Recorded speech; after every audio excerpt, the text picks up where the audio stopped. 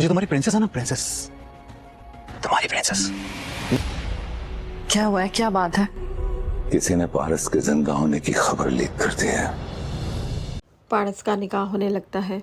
सिकंदर एकदम से मोबाइल लाकर behzad शाह को पकड़ाता है, जिसे देखकर behzad शाह बहुत ज़्यादा परेशान हो जाता है। पारस बोलती है, कुछ हुआ है क्या, मुझे बताएं क्या हुआ है। behzad शाह परेशानी से बताता है किसी ने पारस के ज़िंदा होने की खबर लीक कर दी है, जिसे सुनकर सब बहुत ज़्यादा परेशान हो जाते हैं।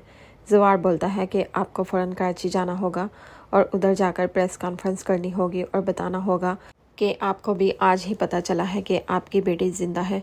किसी ने ब्लास्ट की आड़ में उसको अगवा कर लिया था। वो जिंदा है। ब्लास्ट की आड़ में किसी ने उसे किडनैप कर लिया।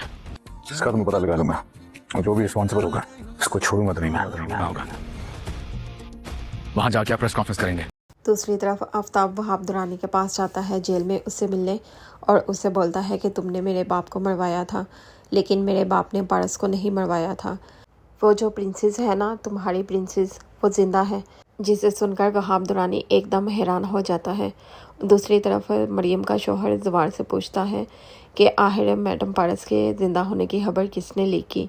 जवार बोलता है, जिसने भी लीक की मैं उसे छोड़ूंगा नहीं, पता तो मैं लगवा लूँगा।